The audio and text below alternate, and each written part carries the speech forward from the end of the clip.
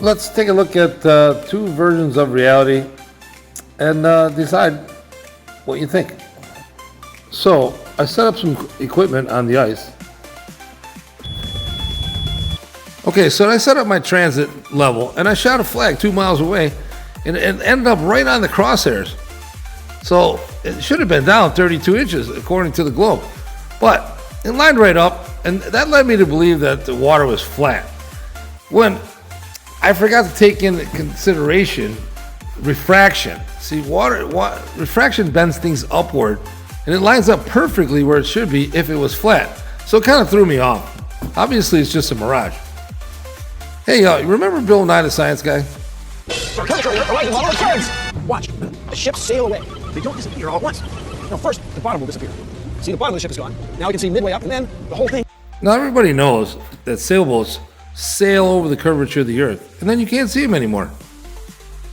So I went to the beach with my super zoom camera. I waited for the sailboat to go over the curb. When I zoomed back in, I could see the whole sailboat again. Now, what Bill Nye forgot to mention is that, light bends up. Well, he probably doesn't know because they didn't have super zoom cameras back then. So when you zoom in and you see this boat again, you're not really looking at the boat. The light is bending upward, just like on the ice test.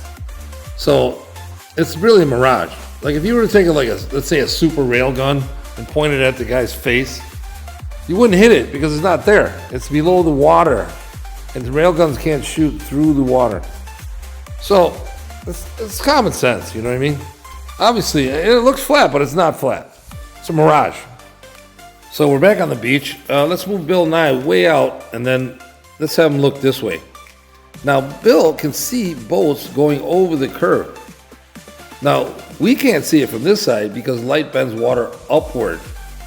And that's why when you look at it, it always just looks flat. Let's look at some long distance photography. Okay, see these mountains in the background? They're 700 miles away. And as you can guess, you really shouldn't see them. Now the mountains should be down like this. It should be down like 50 miles below the horizon. But they're not. They're up like this. And the reason why is because of refraction. See, the light is refracting up and then flat, just like we were talking about. It makes total sense. Normally on an airplane, you can only see 200 miles away. But this infrared technology causes the light, all the stuff behind the globe, to pop up. And now you can see 1,000 miles away. It's just all a mirage. Let's see how refraction works on lights. This is a clear, non-distorted line of sight from my camera to the other side of the Great Salt Lake. This fact is even clearer when you see the laser 21 miles away. Robert's laser was only 5 feet off of the water. At that height, I would have had to have been at a height of 223 feet to see it. So as you can see, the laser should be shooting 200 and some feet over the guy's head where you can't see it. But light refracts down sometimes at night. So at night it refracts down, but during the day it refracts up. Or I guess it just can refract any way it needs to in order, to make it flat. Okay, for fun, now let's pretend all this refraction stuff is like nonsense. Now, and the Earth was flat, just like this map right here. Now, if you were going to fake a globe, what you'd have to do is you'd have to take the map like this, and here's a globe. You'd have to take and wrap the map around the ball, right? Okay, so the map is out flat like this. Now, as you bent it around the ball, this map would become distorted, correct? So let's take a look at some daily uses of the map and see what applies better. Okay, so here's a flight route from New York to England, right? Now, look how far away it is from Greenland. 1,000 miles maybe? Now, you pull this tight, that's the shortest route. I don't care how you look at it, that's the shortest route. So let's take a look at on a flat Earth map. Okay, here we are on a flat Earth map from New York to England. And look how close to Greenland it is. It's like Real close. Okay, so let's look at what flights do in reality. Oh, so the flight actually goes by the flat Earth map.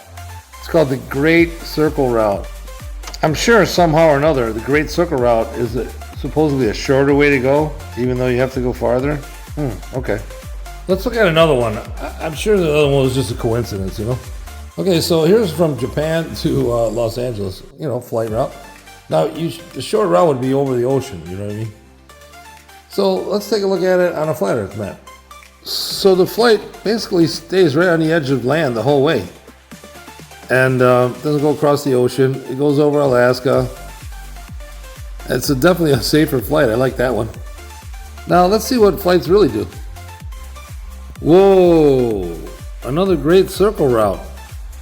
So you should fly over the ocean, but it's actually closer to take a Great Circle Route and follow the flat Earth map. Gotcha. I'm guessing that's another coincidence. Okay, back to the flat Earth map. Let's pretend like we're in Cape Horn, right? And you want to go this way. You know, you don't even know why, you just want to go that way. Now, you can fall off the edge, or you can go out here. There could be other lands out here on this map. I mean, because we don't really know what's out there. You see the map? It's not out there. There's nothing here. Now, on a globe, here you are at Cape Horn, and you want to go that way, right? So you're going to up in Antarctica. You're just going to fly over it and then up in Australia. So that should be pretty easy. The only thing is, you can't go this way because of the Antarctic Treaty. So you got billions and millions and gajillion flights that go all over, back and forth, back, around, back, but you can't go this way and pop up on this side. I'm sure it's another coincidence. Okay, let's do one more. I'm sure I can keep going and going, but I'm just going to do one more. All right, so this is the real flat Earth map, the real flat Earth. Notice how the inside things are crunched, and on the outside things are expanded, right? Expands out from the middle out. Now, time zones, right? You would have tighter time zones in the middle and wider time zones on the outside, right? So let's see what's going on in reality. Okay, so here we are at the international date line. You know, Alaska, Russia. I can see Russia 90 miles away. Anyway, somehow or another, they got rid of 3 hours right there. There's 3 hours missing right here. It goes from 21 to 24. Would you be trying to hide 3 hours there? Tighten up the inside a little bit? I'm sure it's just a coincidence. Let's take a look at the United States. It's 2,500 miles across. It's roughly like 4.5 time zones. Okay, so let's cruise on this side of the globe. Come down here. Okay, now here's Australia. It's about 2,500 miles, same thing. There's only 2.5 time zones. I'm sure that's just a coincidence. I really enjoyed making this video. I hope you enjoyed it too. And what reality works for you?